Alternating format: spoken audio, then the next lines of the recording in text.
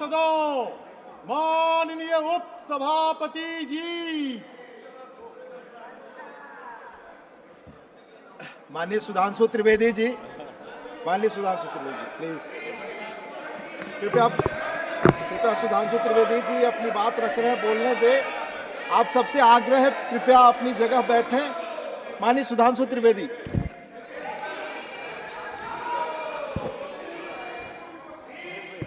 सभापति महोदय, जैसा कि मैं उस समय चर्चा कर रहा था कि राष्ट्रपति महोदया के अभिभाषण में हाल ही में संपन्न चुनावों के विषय में जो बात कही गई, उस संदर्भ में मेरा कहना था कि नीति, नियत, निष्ठा और निर्णय के विकास के प्रति यह समर्पित, विश्वास के प्रति यह समर्पित जनादेश था। इस चुनाव में कई और विशेषताएं रही। भारत के लोकतंत्र को एक नए स्वरूप में और एक नया विस्तार पाने का अवसर प्राप्त हुआ। जम्मू कश्मीर में जिस प्रकार से चुनाव संपन्न हुए और जिस प्रकार से लोगों ने बढ़ चढ़कर, बात रिकॉर्ड पे नहीं जा रही है, सिर्फ माननीय सुधांशु त्रिवेदी जी आपकी बात रिकॉर्ड पे जा रही है। जिस प्रकार की लोगों ने बढ़ चढ़कर सहभागिता की, यह लोकतंत्र के लिए एक बहुत सुखद संयोग रहा। अगर जम्मू और उधमपुर में 68 और 72% वोटिंग हुई, तो यह भी देखने को मिला कि कश्मीर घाटी में अनंतनाग में 53% और बारामूला में 59% पोलिंग हुई, जो आज तक कभी भी इतनी पोलिंग चुनावों में सहभागिता नहीं रही थी। लोकतंत्र के इस पर्व की, इस अवसर को निश्चित रूप से हमें अप्रिशिएट करना चाहिए। यद्यपि हमारे विरोधी कुछ अधिक उत्साह और उच्छृंखलता में दिखाई पड़ते हैं, परंतु इन चुनावों में हमारी सरकार की स्वीकार्यता और विस्तार एक नए आयाम तक पहुंचा है। पहली बार हमने उड़ीसा में स्पष्ट बहुमत के साथ अपनी सरकार बनाई है और हमारे विरोधी शायद भूल ही गए कि श्री नवीन पटनायक जी से पहले वहां कभी कांग्रेस का मुख्यमंत्री हुआ करता था। अंतिम मुख्यमंत्री गिरधर गोमांग जी थे, जो कांग्रेस के थे, और ऐसा प्रतीत होता है कि उनको अब वो विषय विस्मृत हो गया है, यानी उन्होंने मान लिया कि वो उड़ीसा में अब सत्ता की लड़ाई में ही नहीं है।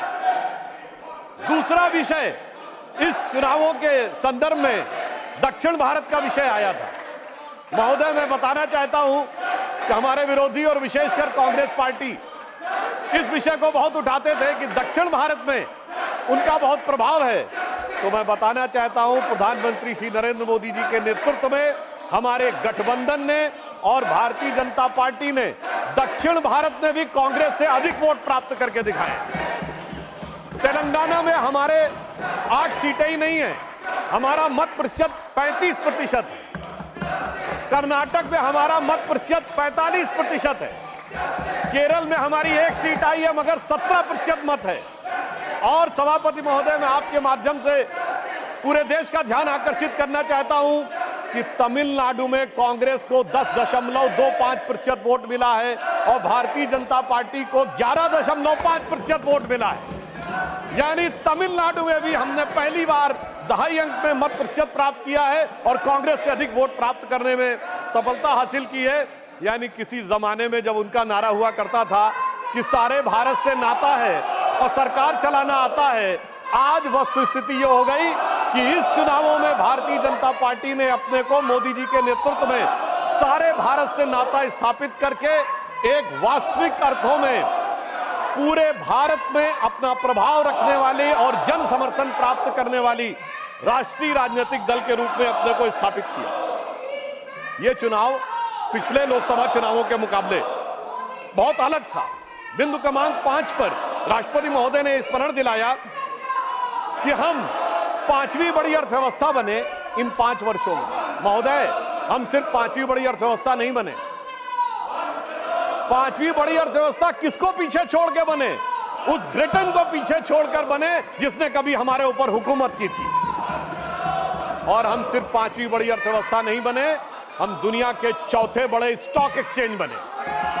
हम दुनिया के 3रे बड़े सोलर एनर्जी के मैन्युफैक्चरर बने। हम दुनिया के 3रे बड़े ऑटोमोबाइल के मैन्युफैक्चरर बने।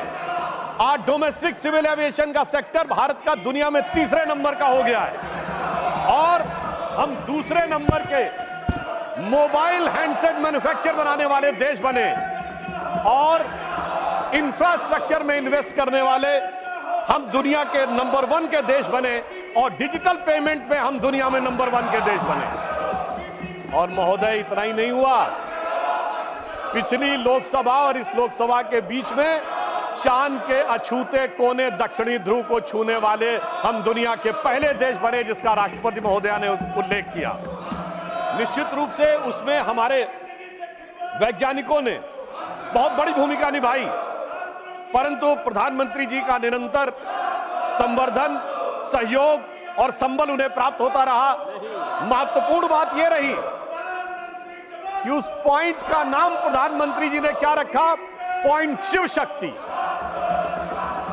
यानी हमारी स्त्री शक्ति को वो स्थान चांद की ऊंचाई तक देने का काम किया।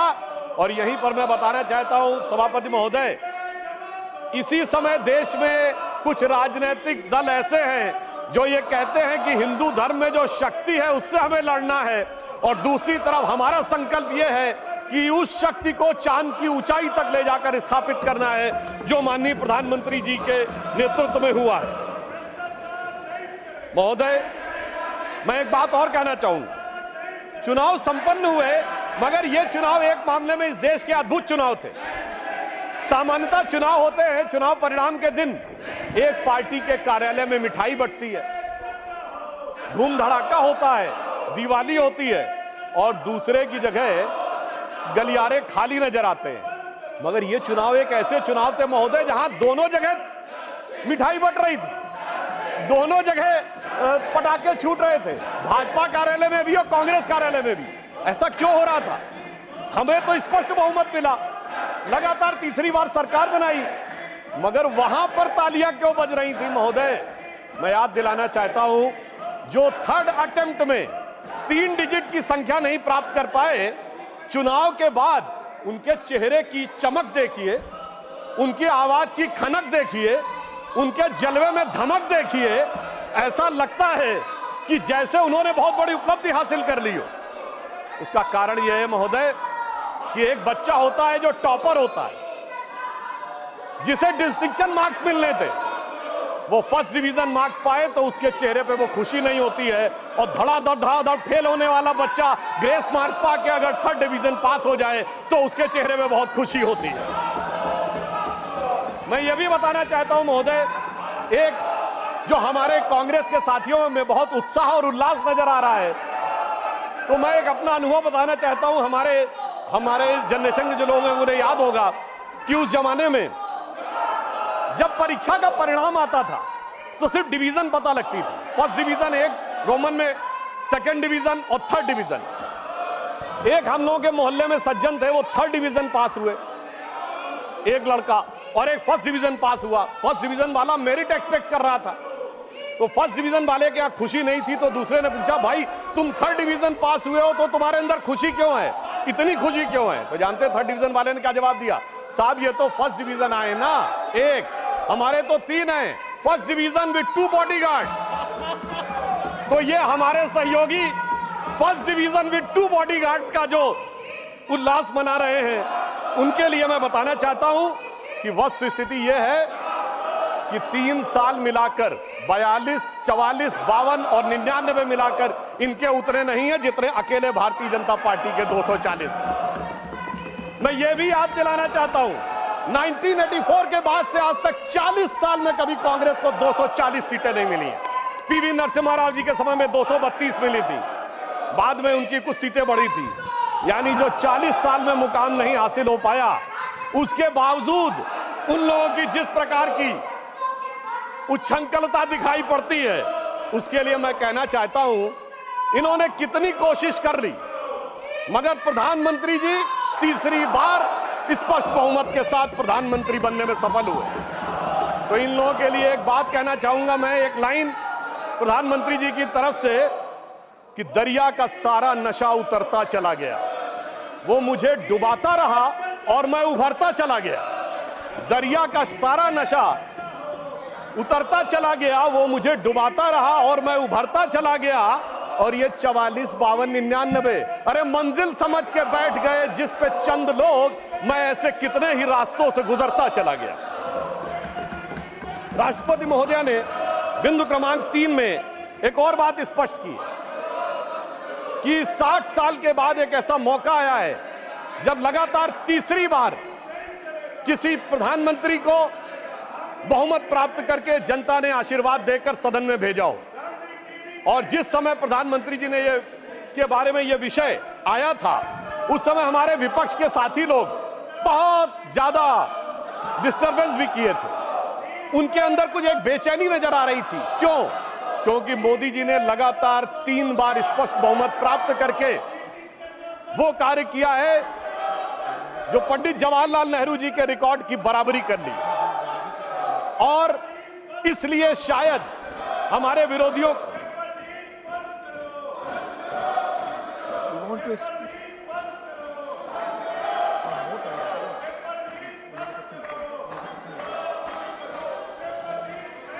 माननीय सुधांशु जी, माननीय HD देवगौड़ा जी एक्स प्राइम मिनिस्टर कुछ बोलना चाहते हैं, अगर आप समय उन्हें बीच में दे सकते हैं। जी जी honourable HD Deve Gowda.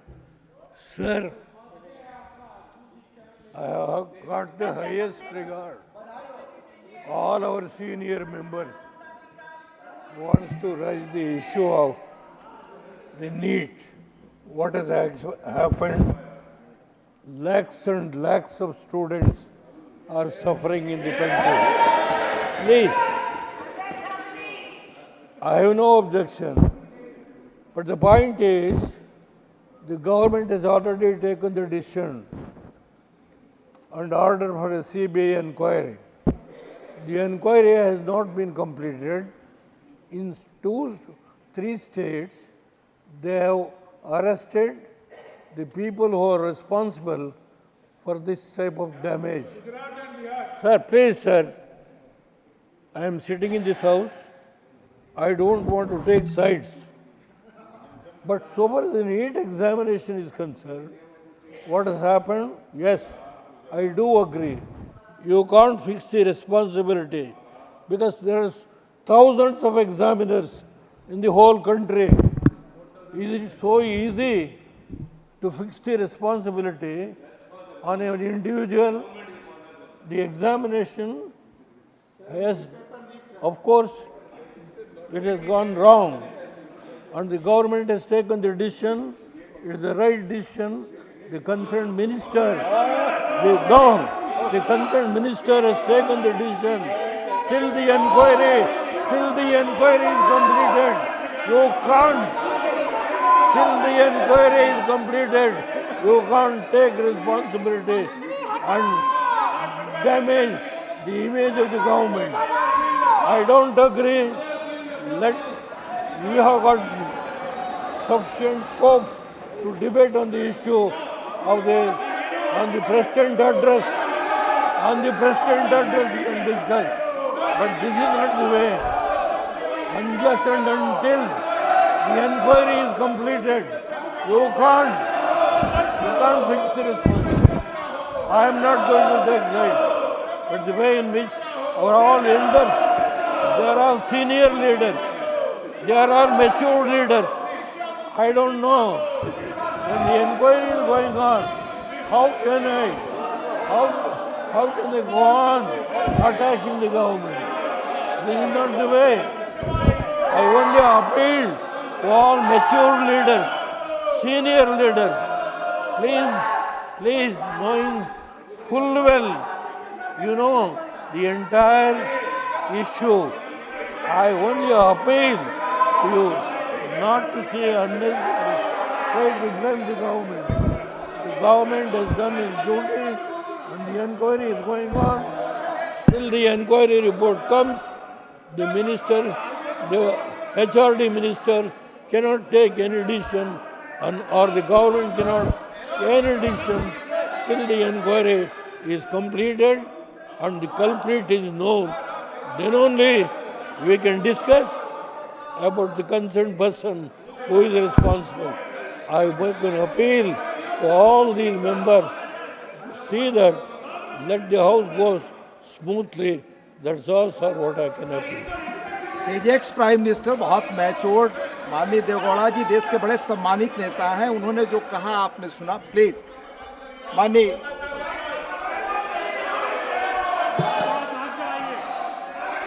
Sudhanshu ji, please continue your speech.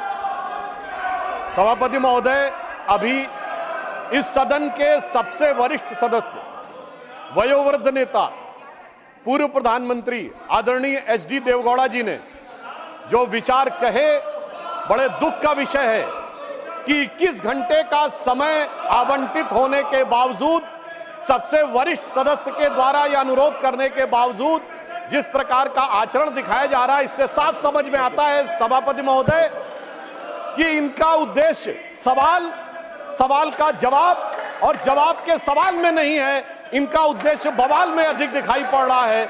इसलिए ये अपोजिशन की इस नियत को भी स्पष्ट करता है। अब मैं विषय पे आता हूं, जो मैं बता रहा था कि बिंदु क्रमांक 5 पर राष्ट्रपति महोदया ने कहा कि ये देश के इतिहास में 60 साल के बाद ये पहली बार एक घटना हुई है जब लगातार 3 बार किसी प्रधानमंत्री को स्पष्ट बहुमत प्राप्त किया हो। और जिस समय महामहिम राष्ट्रपति महोदया ने यह शब्द बोला था, हम सबको ध्यान है, सबसे अनेक विपक्षी सदस्यों ने अपनी अपनी सीट पर आवाजें करते हुए इसका प्रतिवाद किया था। संभवतः उनके मन में इस बात के लिए स्वीकार्यता नहीं हो पा रही थी कि यह कैसे हो गया कि लगातार तीसरी बार मोदी जी के नेतृत्व में भारत की जनता ने स्पष्ट जनादेश दिया और पंडित जवाहरलाल नेहरू जी का वो रिकॉर्ड जिसके ऊपर वो बहुत इतराते थे, उसकी बराबरी हो गई। मगर हमारे बहुत से विपक्षी सदस्य कहते हैं कि साहब, नेहरू जी की बराबरी तो मोदी जी से नहीं हो सकती। तो सभापति महोदय, मैं आपके माध्यम से कहना चाहता हूं कि तीसरी बार मोदी जी चुन के आए हैं और ये मैं भी मानता हूं कि नेहरू जी और मोदी जी में बराबरी नहीं हो सकती, इसलिए तीसरी बार आने पे मैं सिर्फ 3 बिंदु दूंगा जिस पर हम मानते हैं कि नेहरू जी और मोदी जी की बराबरी नहीं हो सकती। नंबर 1, जब मोदी जी इस देश के प्रधानमंत्री के कैंडिडेट चुने जाने थे, सभापति महोदय, मुझे आज तक याद है 13 सितंबर 2013 शाम 6 बजे भाजपा की पार्लियामेंट्री बोर्ड की बैठक होनी थी और मोदी जी स्वयं उसके मेंबर थे, मगर उन्होंने कहा मैं उस बैठक में नहीं आऊंगा जिसमें मेरे बारे में विचार हो रहा हो। यह होता है नैतिकता के आधार के ऊपर निर्णय। और उस समय राजनाथ सिंह जी पार्टी के अध्यक्ष थे, तो मुझे यह दायित्व दिया गया था कि मैं मोदी जी को रिसीव करके अध्यक्ष के कमरे में बैठा लूं और जब बैठक समाप्त हो जाए तो सब एक साथ जाएंगे प्रेस कॉन्फ्रेंस में घोषित करने के लिए। और महोदय, पूरा पार्लियामेंट्री बोर्ड एक मत था, सारे कार्यकर्ता एक मत थे और पूरा देश एक मत था और तब प्रधानमंत्री के कैंडिडेट मोदी जी घोषित हुए।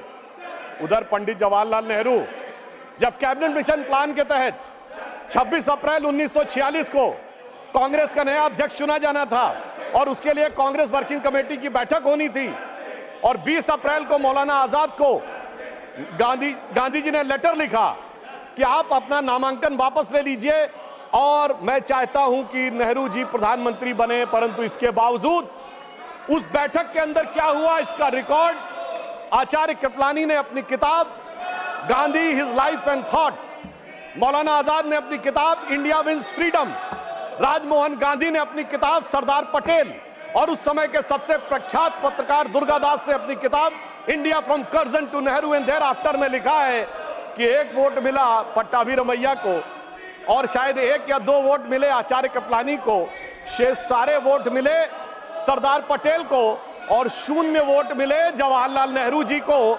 वाकई कैसे तुलना हो सकती है? सर्वसम्मति से प्रधानमंत्री के कैंडिडेट बनने वाले मोदी जी और 0 वोट पाकर प्रधानमंत्री के कैंडिडेट बनने वाले सरदार हमारे नेहरू जी। एक वो नेता जिसको पूरे देश ने नेता माना, एक वो नेता जिसको उसकी पार्टी में किसी ने नेता नहीं माना। इसलिए वाकई तुलना नहीं हो सकती। बल्कि मैं तो कहना चाहूंगा, आज खड़गे जी अध्यक्ष बनना था तो सोनिया गांधी जी की इच्छा थी तो सारे डेलीगेट्स ने खड़गे जी को वोट कर दिया और शशि थरूर जी ने नामांकन वापस कर लिया। उस समय गांधी जी की इच्छा के बावजूद किसी ने नेहरू जी को वोट नहीं किया, तो मैं कह सकता हूं आज खड़गे जी की स्थिति उस समय के नेहरू जी से बेहतर है। अब मैं दूसरा बिंदु कहना चाहता हूं कि इसमें वाकई प्रधानमंत्री श्री नरेंद्र मोदी जी और खड़गे जी में तुलना नहीं हो सकती। देखिए, नेहरू जी ने के विषय में प्रख्यात शायर मजरू सुल्तानपुरी ने एक आर्टिकल लिख दिया था कि उनकी कार्यशैली में हिटलर की झलक दिखती है, और उसके बाद सभापति महोदय 2 साल जेल में रहे थे। और यहां मोदी जी के समय में हिटलर की मौत, मोदी जी की मृत्यु की कामना और कब्र खुदेगी जैसी बात कहने वाले लोग तो छोड़िए, जिन्होंने बोटी बोटी की बात कही थी वो सम्मानित सदस्य होकर अगले सदन में आ गए, और इसके बावजूद किसी पे कोई कार्रवाई नहीं हो रही है। तो मैं मानता हूं कोई तुलना नहीं है मोदी जी और नेहरू जी की, दोनों की अप्रोच में जमीन आसमान का अंतर है। और एक मैं बात और कहना चाहता हूं, हमारे तीसरा बिंदु, हमारे प्रधानमंत्री श्री नरेंद्र मोदी जी को कितने देशों ने अपना सर्वोच्च नागरिक सम्मान दिया है। इसमें Bhutan, France, Papua New Guinea, Fiji, रूस और मालदीव। और मेरे विरोधी विशेष रूप से सुने, इसके अतिरिक्त तमाम मुस्लिम देश, Egypt, Saudi Arabia, United Arab अमीरात, बहरीन, अफगानिस्तान और विशेषकर ध्यान दें फिलिस्तीन, इतने देशों ने अपना सर्वोच्च नागरिक सम्मान प्रधानमंत्री श्री नरेंद्र मोदी जी को दिया, जो भारत के इतिहास में किसी मंत्री को नहीं मिला। और प्रधानमंत्री जी ने किसको सर्वोच्च सम्मान दिया? हमने भारत के, हमारी सरकार ने और सरकार की बनाई समिति ने सिर्फ हमारे नेताओं स्वर्गीय अटल बिहारी वाजपेयी जी और आदरणीय लाल कृष्ण आडवाणी जी को ही भारत का सर्वोच्च नागरिक सम्मान नहीं दिया, हमने कांग्रेस के भी नेताओं को सम्मान दिया। कांग्रेस के 3 बड़े नेताओं को भारत रत्न मिला। मदन मोहन मालवीय जी को हमारी सरकार में भारत रत्न मिला, प्रणब मुखर्जी जी को हमारी सरकार में भारत रत्न मिला, पीवी नरसिम्हा राव जी को हमारी सरकार में भारत रत्न मिला, हमारी पार्टी के नहीं थे परंतु कर्पूरी ठाकुर जी को भारत रत्न मिला, और कांग्रेस के नेता एससी जमीर और तरुण गोगोई जी को पद्म अवार्ड मिला। दूसरी तरफ नेहरू जी ने क्या किया? न किसी से अवार्ड मिला। अरे भाई, दूसरी पार्टी छोड़िए, अपनी पार्टी के सरदार पटेल और बाबा साहब अंबेडकर को भी नहीं दिया, उन्होंने अपनी सरकार से खुद को भारत रत्न ले लिया।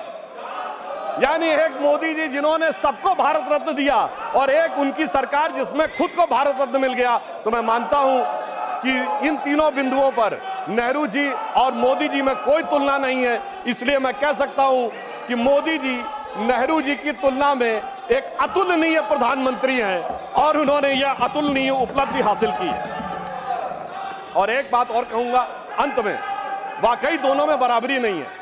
हम लोग बचपन में, एक बड़ा गीत था जो हमारी पीढ़ी और हमसे पहले वाली पीढ़ी ने अवश्य सुना होगा, कि दे दी हमें आजादी बिना खड़क बिना ढाल। उसमें एक लाइन थी कि फूलों की सेज छोड़ के दौड़े जवाहरलाल। वो तो फूलों की सेज पे थे। और हमारे प्रधानमंत्री जी चाय की केतली लेके प्लेटफॉर्म पे दौड़े नरेंद्र लाल। दोनों में जमीन आसमान का अंतर था। वो जवाहरात के लाल थे और नरेंद्र मोदी जी गुदड़ी के लाल थे। वो हीरे जवाहरात के बीच में उनका बचपन गुजरा, और इन्होंने गुदड़ी के लाल ने निकलकर आज भारत माता का भाल जिस ऊंचाई तक पहुंचाया है, उसके लिए सारा देश उन पर गर्व करता है। अब मैं पिछली बात को छोड़कर इस पे आता हूं कि इस तीसरे टर्म में हमारी सरकार किस प्रकार की बातों पर विचार करने की तरफ ध्यान दे रही है। राष्ट्रपति महोदया ने अपने बिंदु क्रमांक 5 में इस विषय का उल्लेख किया है, रिफॉर्म, परफॉर्म और ट्रांसफॉर्म।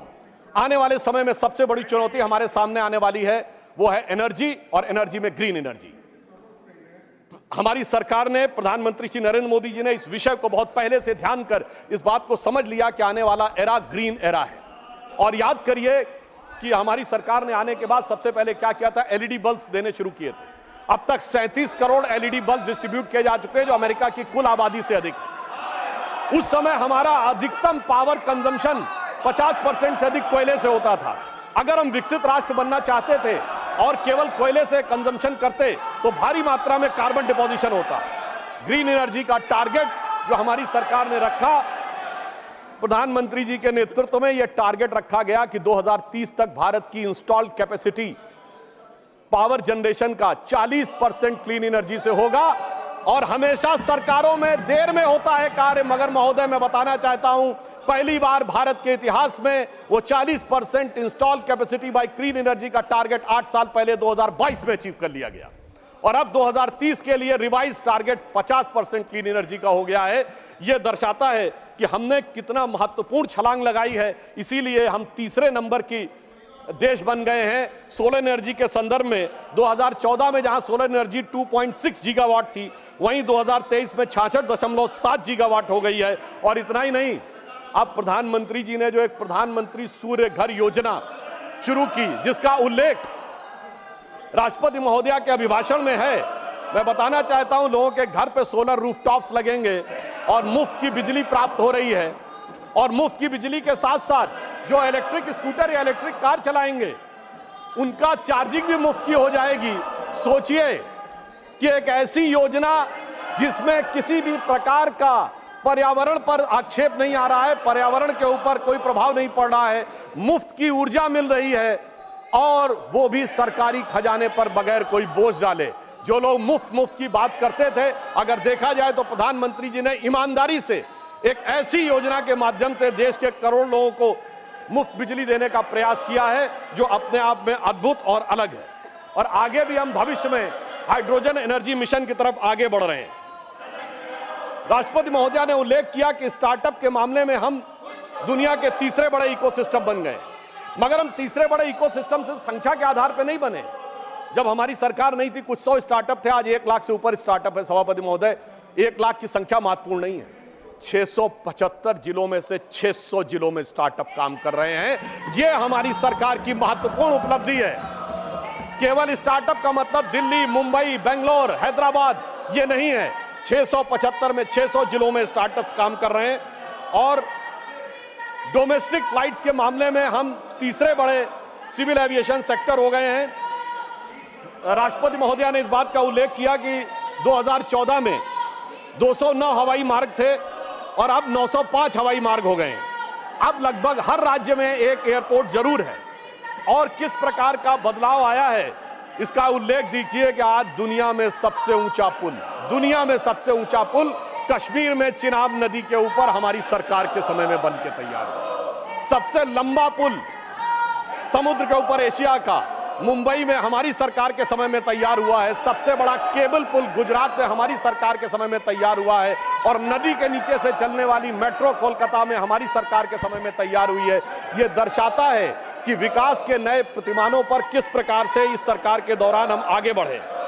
देखिए, बड़े विषयों की तरफ तो अक्सर लोगों का ध्यान काफी जाता है, परंतु मैं एक चीज पे और ध्यान देना चाहता हूं कि मोदी जी की सरकार के समय में बहुत छोटी छोटी चीजें, उनसे देश के विकास में क्या भूमिका हो सकती है, उस तरफ ध्यान दिया गया। मैं 3 छोटी चीजों पे ध्यान दिलाना चाहता हूं। शहद हम सब बहुत सामान्य रूप से यूज करते हैं। हनी, शहद का निर्यात 2014 में 445 करोड़ था और 9 सालों में बढ़कर 1623 करोड़ रुपए हो गया। किसानों, खिलौना, देखिए जब हम चाइना की बात करते हैं तो बहुत सी बात होती थी, खिलौने हमारे यहाँ क्यों नहीं बन सकते।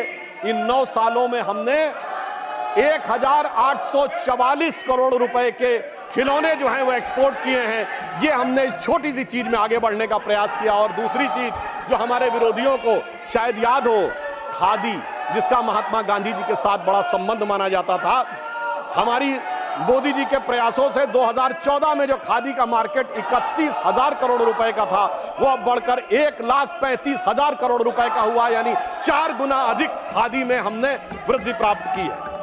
और बड़े स्तर पर अगर हम देखें तो डिफेंस मैन्युफैक्चरिंग, जो कि हमारी सरकार आने से पहले होती नहीं थी, जिसकी वजह से हम सिर्फ हथियार खरीदते थे और अपने आप बनाने की हमारे अंदर सामर्थ्य तो थी पर सरकारों में इच्छा शक्ति नहीं थी। और अब स्थिति यह आई है कि अब 1 लाख करोड़ रुपए की डिफेंस मैन्युफैक्चरिंग इस सरकार के कार्यकाल में हो रही है। डिफेंस एक्सपोर्ट हमारा 18 गुना बढ़ा है। और सभापति महोदय, 500 हमारे डिफेंस के ऐसे प्रोडक्ट हैं जिसे सरकार ने निर्णय लिया है कि इनका इंपोर्ट बैन, यानी जो पहले विदेश से आते थे वो 500 प्रोडक्ट भारत में ही बनेंगे, इक्विपमेंट, और वो विदेश से नहीं लिए जाएंगे। और इतना ही नहीं, उत्तर प्रदेश और तमिलनाडु में 2 डिफेंस कॉरिडोर बनाए गए, जिसका उल्लेख राष्ट्रपति महोदया ने किया है, जिसमें ब्रह्मोस मिसाइल बनने का उल्लेख भी उन्होंने किया है, जो भारत की पहली इंटरमीडिएट रेंज बैलिस्टिक मिसाइल है और जिसे हमने एक्सपोर्ट करने की शुरुआत की। और फिलीपींस पहला देश बना जिसने एक्सपोर्ट का ऑर्डर लिया है। सभापति महोदय, मैं उत्तर प्रदेश का रहने वाला हूं। वहां ब्रह्मोस मिसाइल का कोई पार्ट बने, कोई कंपोनेंट बने, ये अपने आप में कितने बड़े गर्व का विषय है। मुझे याद है कि हमारी सरकार, मोदी जी की सरकार आने से पहले उत्तर प्रदेश की छवि क्या बना के रखी गई थी। सिनेमा क्या बनता था उत्तर प्रदेश पे, जिला गाजियाबाद, लखनऊ सेंट्रल, तो सीरीज बनती थी मिर्जापुर, तो ओंकारा में मेरठ की गैंगवार, तो बाबर फिल्म में कानपुर की गैंगवार, तो कंपनी फिल्म में दिखाया जाता था कि जैसे कि मुंबई का सारा जो माफिया है वो पूर्वी उत्तर प्रदेश से आ रहा है। आप सोचिए उस समय अवैध हथियारों के बनने के समाचार आते थे, और अब intermediate range ballistic missile Uttar Pradesh में डिफेंस कॉरिडोर में बनने जा रही है। इतना बड़ा नजारा बदलने के बाद भी जिनकी नजरें ही ना हो उनको नजारा कैसे नजर आ सकता है, यह समझा जा सकता है। अभिभाषण के बिंदु क्रमांक 17 में राष्ट्रपति महोदया ने भारत के पब्लिक सेक्टर बैंक्स के बारे में अपना विचार व्यक्त किया है, जिसमें विशेषकर मैं सिर्फ 3 का उल्लेख करना चाहूंगा: state bank of India, life insurance corporation of India और हिंदुस्तान एरोनॉटिक्स लिमिटेड। ये तीनों इसलिए कि इनके बारे में केवल 1-1.5 साल पहले बहुत वितंडावाद मचाया गया। अपनी सीट पर जाएं प्लीज, अपनी सीट पे जाएं प्लीज। मात्र 1-1.5 साल पहले बहुत वितंडावाद मचाया गया कि एसबीआई डूब रहा है, एलआईसी डूब रहा है और पब्लिक सेक्टर बैंक्स नीचे जा रहे हैं। राष्ट्रपति महोदया ने बताया कि इस साल पब्लिक सेक्टर बैंक्स ने 1,40,000 करोड़ रुपए का मुनाफा कमाया है, जो आज तक कभी नहीं हुआ था। पिछले क्वार्टर में स्टेट बैंक ऑफ इंडिया का मुनाफा केवल 1 तिमाही का 21,000 करोड़ रुपए है, जो प्राइवेट और पब्लिक सेक्टर सारी कंपनियों में मिला के सबसे ज्यादा है। पहली बार एसबीआई ने रिलायंस से भी ज्यादा मुनाफा कमा के दिखाया है। एलआईसी का पिछले क्वार्टर का मुनाफा 19,000 करोड़ रुपए है, जो एलआईसी का ऑल टाइम हाई है। और मैं ये भी बताना चाहता हूं कि हिंदुस्तान एरोनॉटिक्स लिमिटेड, माननीय एलओपी कुछ बोलना चाहते please. Sir, point of order raise करने के लिए भी हम सरकार से इतना पूछना पड़ता है, तो ये बहुत ही अनडेमोक्रेटिक सिस्टम है। मैं आपसे विनती करता हूं, Priyanka Chaturvedi point of order raise की, अब आपने आदेश दिया कि सब लोग बैठे, हम बैठ गए, फिर in spite of that if they are not honouring, सब बैठे भी नहीं तो सिर्फ अपना भाषण चलाते ही रहे। कौन सुनने वाला है आपका भाषण? हम तो नहीं सुन रहे। माननीय प्लीज आप माननीय देखिए सर, देखिए सर, आप मैंने आग्रह किया सभी लोग अपनी सीट पर जाएं। जब तक नहीं गए थे आपने कहा मैं मौका दूं। प्लीज माननीय लोगों को बोलने दो। पॉइंट ऑफ रेजर किए हैं, आप बैठे। पॉइंट ऑफ ऑर्डर जो भी है, जब बाहर लोग थे यू अलाउ देम, मैंने कहा allow he has to yield, he has to yield. नहीं, पॉइंट ऑफ ऑर्डर उठाना चाहती है प्रियंका जी, आप सहमत हैं? Point of order Priyanka ji, point of order आप तय करिए पॉइंट ऑफ ऑर्डर। हाँ Priyanka ji, chairman sir, right now please sir, why should he, किस नियम के तहत, कौन सा? सर मैं बिल्कुल आपको नियम भी बताऊंगी sir, and I am also member of Parliament and I have been given this right sir to raise a point of order. Yes. It is unfair that I have been screaming non-stop and the members of opposition have been asking you to Please, yield. please, Sir, put point your number, point of sir, order. point number 259. Sir, point 259. number 259. Chairman to preserve order and enforce decisions. The chairman shall preserve order and shall have all powers necessary for the purpose of enforcing his decisions. Sir, we have been protesting non-stop. We cannot hear what he is speaking. He is being allowed to speak while we are not being allowed to even raise a point of order. Isn't it your responsibility, Please, sir, please. with all due respect, Please, I know the rules. Please that even take the your seat. opposition voices can be Please heard? take your Yes, seat. I will sit down, Please sir. allow. This is not point of order. This is not point of order. Please, आप बोले। सभापति महोदय, मेरा विचार ये था, हमारे विपक्षी दल यदि हाउस ऑर्डर में होता तो पॉइंट ऑफ ऑर्डर ज्यादा उपयुक्त नजर आता, परंतु मैं अब अपना विषय आगे रखने का प्रयास करता हूं कि स्टेट बैंक, एलआईसी ने ऑल टाइम हाई प्रॉफिट पिछले क्वार्टर में दर्ज किया है और हिंदुस्तान एरोनॉटिक्स लिमिटेड को 29,000 करोड़ रुपए का रेवेन्यू मिला है और 80,000 करोड़ रुपए का उनका ऑर्डर पाइपलाइन में है, जो एचएएल को आज तक नहीं मिला था। यह दर्शाता है कि एसबीआई, एलआईसी और एचएएल ने इस सरकार के कालखंड में सबसे ऊंचा मुकाम हासिल किया है। यह दर्शाता है कि किस प्रकार का दुष्प्रचार था और किस प्रकार का यथार्थ आज आंकड़ों के आधार पर देखने को मिलता है। मैं यह भी याद दिलाना चाहता हूं सभापति महोदय कि राष्ट्रपति महोदय ने अपने अभिभाषण में कहा कि भारत का विश्व की विकास दर में योगदान 15% होने जा रहा है। यानी इस प्रकार से भारत अब दुनिया के विकास में एक अग्रणी भूमिका निभाने जा रहा है। तो इसी संदर्भ में मैं उन्हीं की बात को पुष्ट करते हुए यह बताना चाहता हूं कि इंटरनेशनल मॉनेटरी फंड IMF की चीफ क्रिस्टीना जॉर्जिएवा ने यह स्टेटमेंट दिया है कि भारत 15% ग्रोथ में कंट्रीब्यूट करके दुनिया में ग्रोथ का इंजन बनने की भूमिका निभाने जा रहा है। एक दौर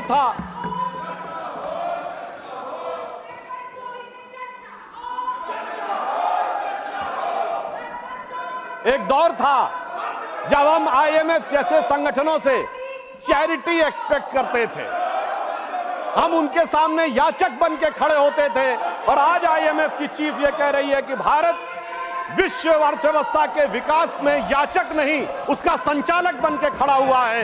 यह बात राष्ट्रपति महोदय के उस बात से बहुत स्पष्ट होती है। और इतना ही नहीं, हमारी सरकार ने अपने समय में जिस प्रकार की सूचना क्रांति और डिजिटल रिवॉल्यूशन लाया है, जिसने कि देश के अंदर ट्रांसपेरेंसी और त्वरित एंड माइल डिलीवरी को इंश्योर किया है।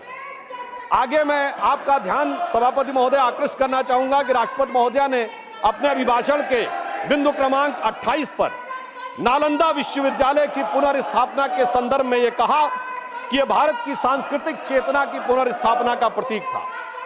नालंदा सिर्फ भारत में ज्ञान का प्रतीक नहीं था, उस ज्ञान के प्रतीक को जिस ढंग से ध्वस्त किया गया, उस ज्ञान के प्रतीक को जिस ढंग से नष्ट किया गया, यह भारत की सांस्कृतिक चेतना की वो जीवनी शक्ति का प्रतीक था कि हमारी सरकार ने उसको जिस ढंग से स्थापित किया है, वो कितना गहरा घाव था भारत के ऊपर। इसको मैं कोट करना चाहता हूं बाबा साहब अंबेडकर के शब्दों में।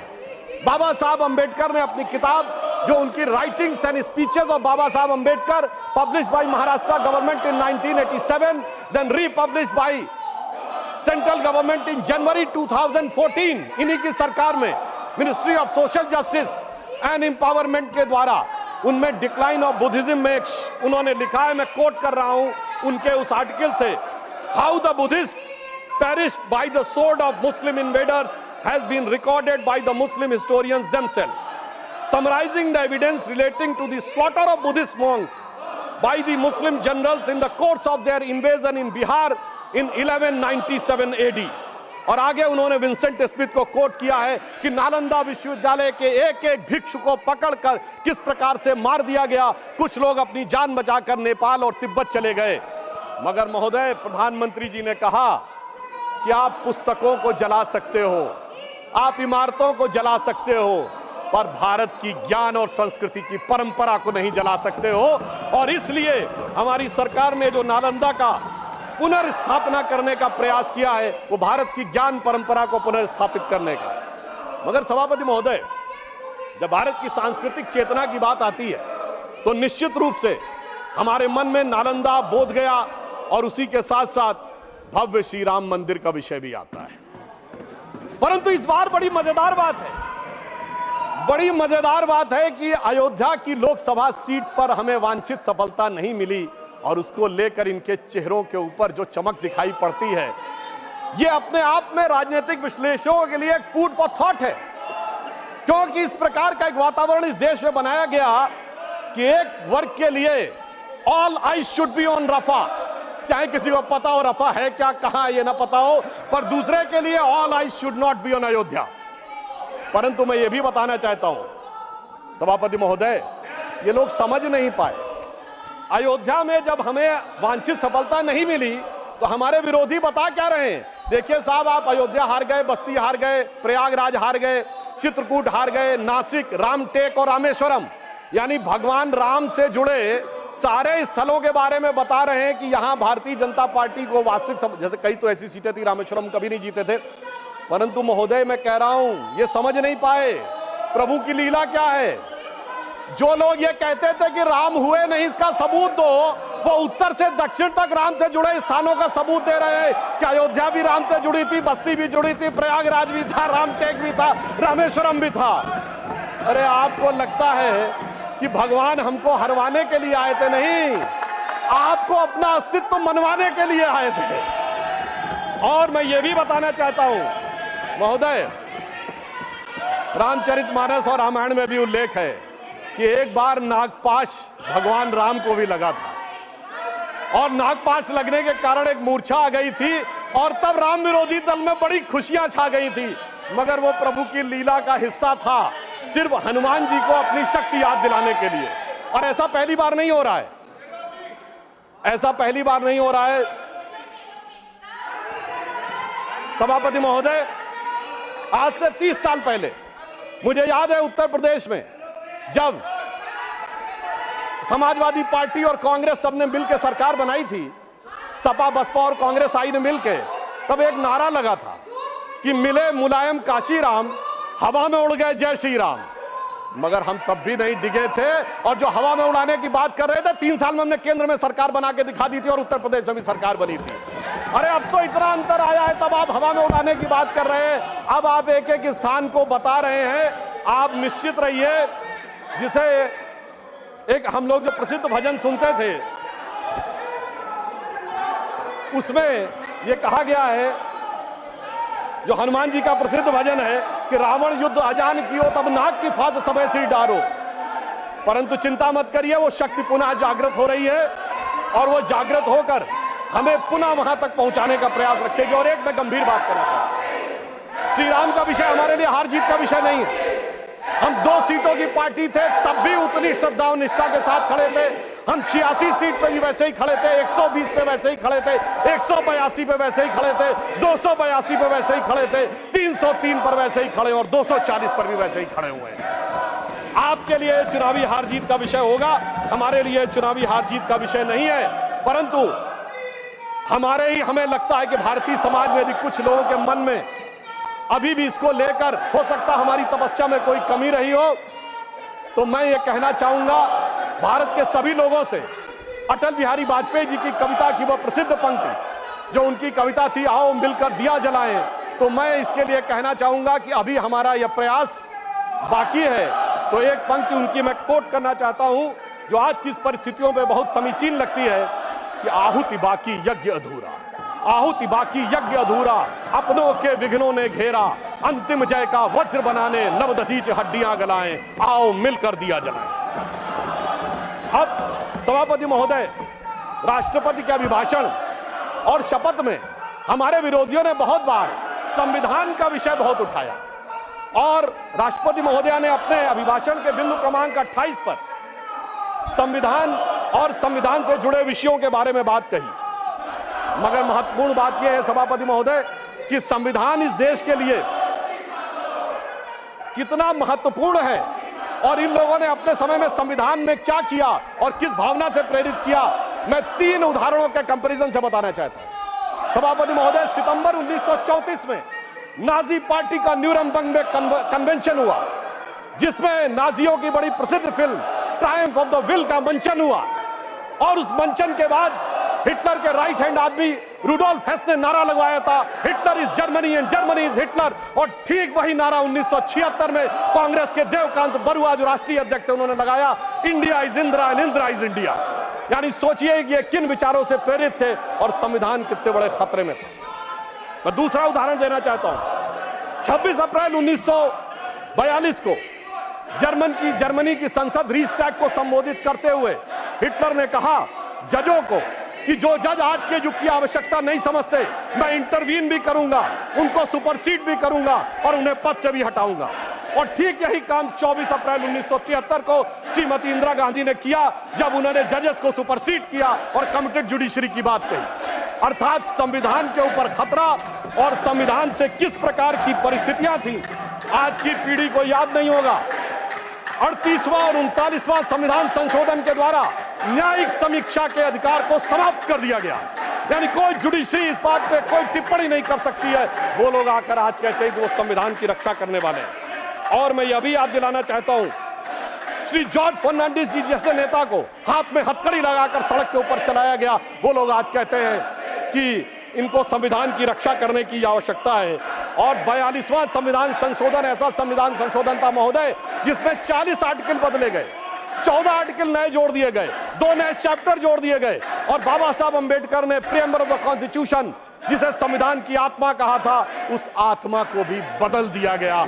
वो लोग आज कहते हैं, और आज प्रेस की स्वतंत्रता की बात कहते हैं। उस समय जो अखबार छपते थे तो पीआईबी को एक एक लाइन वेट करानी पड़ती थी पीआईबी से, तब जाके समाचार पत्र में कुछ छपता था, और जिसके लिए उस जमाने में एक मशहूर शेर बोला गया था। आप सबको पता होगा कि उर्दू के बड़े प्रसिद्ध शायर गालिब हुए हैं, मीर तकी मीर हुए हैं, शेख मोहम्मद इब्राहिम जोक हुए हैं।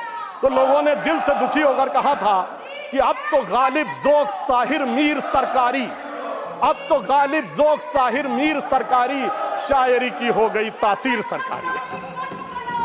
महोदय, मगर इतना ही नहीं था, यह सिर्फ इमरजेंसी का विषय नहीं था। मैं याद दिलाना चाहता हूं, जब जब ये सत्ता में आए संविधान खतरे में आया। श्री राजीव गांधी जी जब सत्ता में आए और सर्वोच्च न्यायालय ने एक निर्णय दिया और वो निर्णय शरिया के विरुद्ध नजर आया, तो इस देश की संसद ने सर्वोच्च न्यायालय के निर्णय को रौंद कर शरिया को संविधान से ऊपर कर दिया। संविधान खतरे में था और तब हमने उसका विरोध किया। मैं विनम्रता से पूछना चाहता हूं, दुनिया में कोई एक सेकुलर देश बताइए जहां शरिया संविधान से ऊपर होता हो। यह सिर्फ हमारे देश में था और संविधान सबसे बड़े खतरे में था। अब मैं दूसरी बात बताना चाहता हूं। 1992 में पीवी नरसिम्हा राव जी के समय में ढांचा गिरने पर हमारी उत्तर प्रदेश की सरकार बर्खास्त कर दी गई। समझ में आता है, भाजपा की सारी सरकारें बर्खास्त कर दी गई। किस आधार पे? संविधान खतरे में था। 1994 झारखंड मुक्ति मोर्चा रिश्वत कांड, जिसमें यह साबित हो गया कि झारखंड मुक्ति मोर्चा के 3 सांसदों ने पैसा लेकर कांग्रेस की सरकार को बचाया है। उस समय जुडिशियल इम्यूनिटी थी, अब कोर्ट ने उसको हटाया है। संविधान खतरे में था। जब जब ये सत्ता में आते हैं संविधान खतरे में आता है। और सभापति महोदय, अब मैं ये कहना चाहूंगा, जब मनमोहन सिंह जी की सरकार आई, मैं देश की प्रबुद्ध जनता से पूछना चाहता हूं, ये बताइए देश की सर्वोच्च एग्जीक्यूटिव बॉडी क्या है संविधान के हिसाब से? Union cabinet. ये यूनियन कैबिनेट के ऊपर नेशनल एडवाइजरी काउंसिल किसने बनाई? ये संविधान को खतरे में डालना नहीं था क्या? संविधान खतरे में था। और ये बताइए, नेशनल एडवाइजरी काउंसिल के चेयरमैन को कैबिनेट का रैंक था और वो रैंक असंवैधानिक था। लोगों को याद नहीं होगा, मार्च 2006 में श्रीमती सोनिया गांधी जी को ऑफिस ऑफ प्रॉफिट के मुद्दे के ऊपर इस्तीफा देना पड़ा था क्योंकि वह पद असंवैधानिक था। और यह भी याद होना चाहिए, इसी सदन के सदस्य हैं, जय बच्चन जी को पहले इस्तीफा दिलवाया गया, उस चक्कर में खुद भी इस्तीफा देना पड़ गया था। बाद में जब वो रीइलेक्ट होकर आई, उस बीच में संविधान संशोधन करके नेशनल एडवाइजरी काउंसिल के चेयरमैन के पद को ऑफिस ऑफ प्रॉफिट से बाहर कर दिया गया। संविधान से खिलवाड़ करने वाले लोग आज हमें ये बताते हैं। 10 साल तक इस देश ने सुपर पीएम सुना। संविधान खतरे में नहीं था, संविधान खतरे में था। और जिस समय देश की highest executive body union cabinet कोई प्रस्ताव पारित करती है और उसके प्रस्ताव को कोई कहे कि मैं पब्लिकली चीर के फेंक दूंगा, यह संविधान के चिन्ह उड़ाना है, यह संविधान खतरे में था। संविधान उनके जमाने में हमेशा खतरे में रहा है और हमने हमेशा संविधान का बचाव किया है। और मैं एक घटना याद दिलाना चाहता हूं सभापति महोदय, संविधान को इतना ही खतरे में नहीं डाला है। मार्च 2006 में केरल की विधानसभा में एक स्पेशल सेशन बुलाया जाता है जिसमें सर्वसम्मत प्रस्ताव पारित होता है कि कोयंबटूर हमले के ब्लास्ट का मुख्य आरोपी अब्दुल नसीर मदनी, जो तमिलनाडु के जेल में बंद है, उसे रिहा कर दिया जाए। और 117 के 117 विधायक, सारे कांग्रेसी, सारे कम्युनिस्ट उसके पक्ष में वोट करते हैं। यानी एक आतंकवाद के आरोपी के पक्ष में विधानसभा का प्रयोग करना, यह संविधान खतरे में था। जब जब इनके हाथ में सत्ता आई है, संविधान खतरे में रहा है। और सभापति महोदय, मैं ये भी बताना चाहता हूं, ये कहानी यहीं पे नहीं रुकी। अब जब हम सत्ता में और विपक्ष में, याद करिए, इन्होंने सीए के खिलाफ प्रस्ताव पारित किया। सीए केंद्र के द्वारा पारित कानून है। क्या संसद के द्वारा पारित कानून के विरुद्ध कोई राज्य विधानसभा चुनाव कोई प्रस्ताव पारित कर सकती है? नहीं। ऐसा करना संविधान को खतरे में डालना। और इनके समय में संविधान को इन्होंने फिर खतरे में डाला। और मैं ये भी बताना चाहता हूं कि सीए नागरिकता से जुड़ा विषय था। नागरिकता केंद्र का विषय, उसका प्रदेश से कोई मतलब नहीं है। इसके बावजूद नागरिकता से जुड़े केंद्र के कानून पर प्रदेश की सरकारें इनकी प्रस्ताव पारित करें, ये संविधान खतरे में डालें। फिर भी मैं सभापति महोदय कहना चाहता हूं, दो नेता जेल में चले गए तो इनको लगता है कि संविधान खतरे में आ गया है और इनको लगता है कि वो न्यायिक कार्रवाई के तहत नहीं गए। तो मैं अपने विरोधियों के सुलभ संज्ञान के लिए याद दिला देना चाहता हूं कि ये क्या 2014 के बाद ही हुआ है।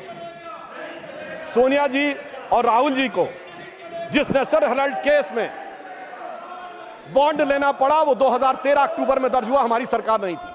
कनिमोझी जी और ए राजा जेल गए 2011 में, हमारी सरकार नहीं थी। सुरेश कलमाड़ी जी जेल गए 2010 में, हमारी सरकार नहीं थी।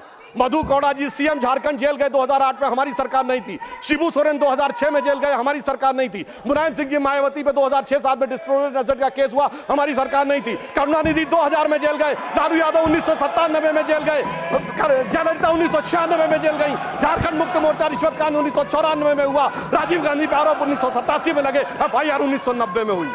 मैं सिर्फ ये बताना चाहता हूं, 30 साल से देख रहे हैं सभापति महोदय, हम लोग छात्र जीवन से प्रौढ़ावस्था में आ गए, जेल में अंदर बाहर आने जाने का खेल देखते हुए, और अब हमसे कहते हैं कि 2014 के बाद ये है।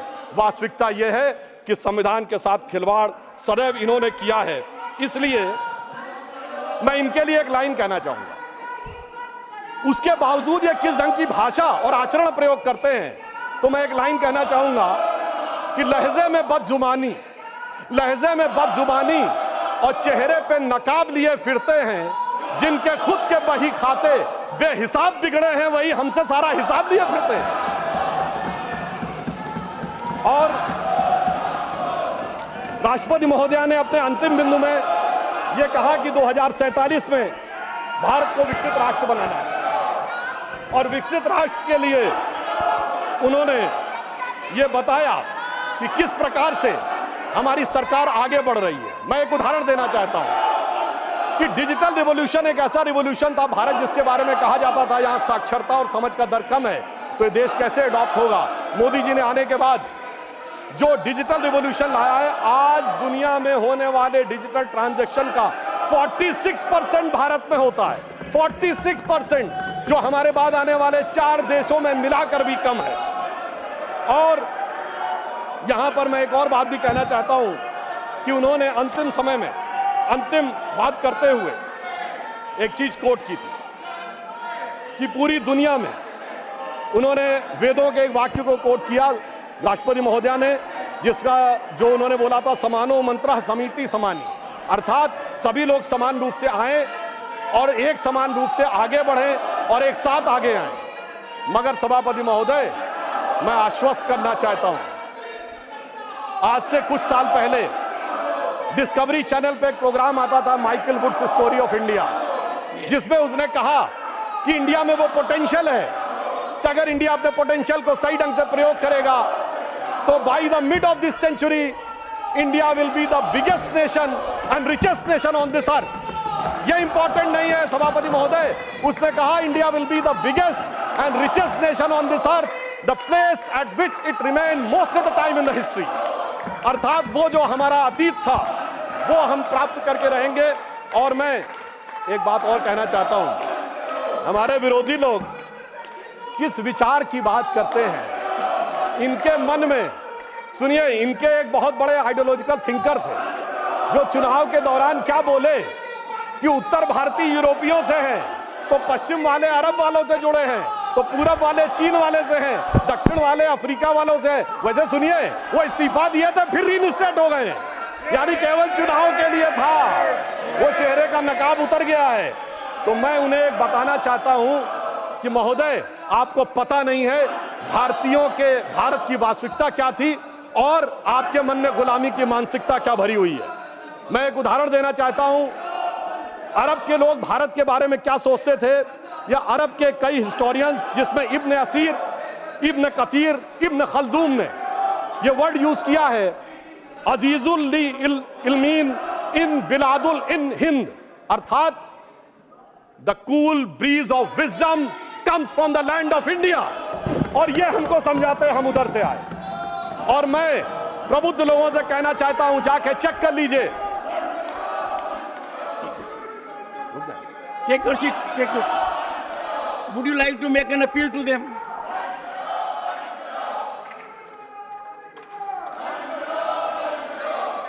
सभापति जी,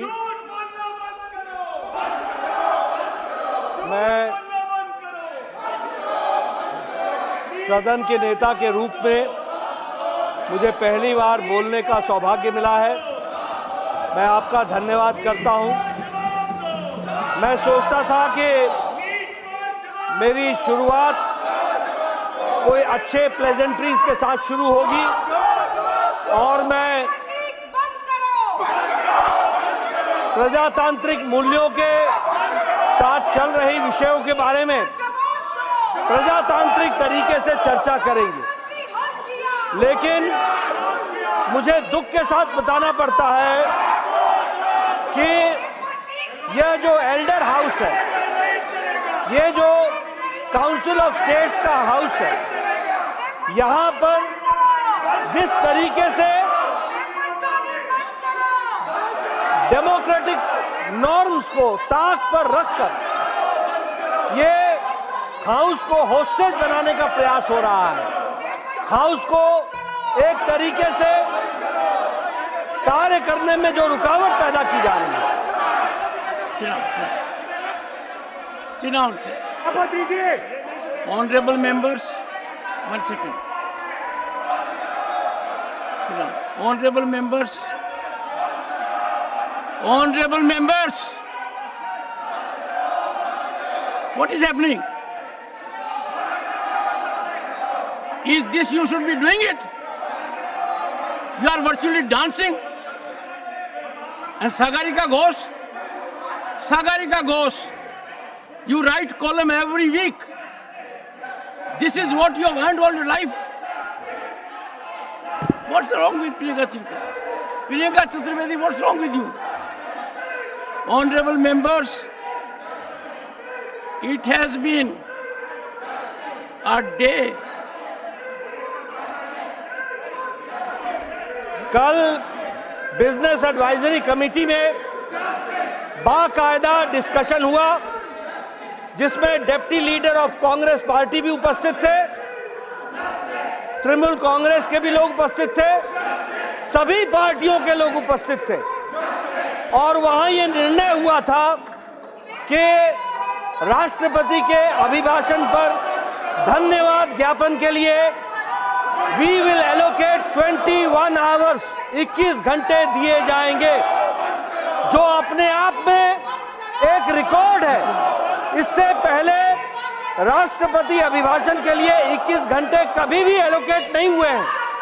मैं चेयर का भी धन्यवाद करना चाहता हूं, लेकिन वहां सहमति होने के बावजूद आज सवेरे सस्पेंशन ऑफ बिजनेस का जो विषय लाया गया, ऐसा नहीं है, नीट पहले भी था, नीट का विषय बीएससी में भी आ सकता था, लेकिन मंशा नहीं थी, मंशा हाउस को डिस्टर्ब करने की थी और इसलिए आज सस्पेंशन लेकर के आए और सस्पेंशन ऑफ रूल्स और बिजनेस को करके ये इस तरीके की स्थिति खड़ी की गई। मैं यहाँ अध्यक्ष महोदय आपसे बोलना चाहता हूँ that all India Congress committee, Congress party committed थी कि उन्होंने डिस्कशन नहीं करना है। They were pre-decided and they were predetermined. That is why I find that in the speaker's list, in the list, there is no name of Congress party. This shows that they were not serious about the debate and राष्ट्रपति के अभिभाषण के धन्यवाद में 21 घंटे में जितनी बात आपको NEET पर करनी है उसका पूरा मौका मिलता है और सरकार जवाब देने के लिए तत्पर भी है और जवाब देगी, ये मैं विश्वास दिलाना चाहता हूं। माननीय सदस्यगण, 1 सेकेंड, माननीय सदस्यगण, माननीय सदस्यगण,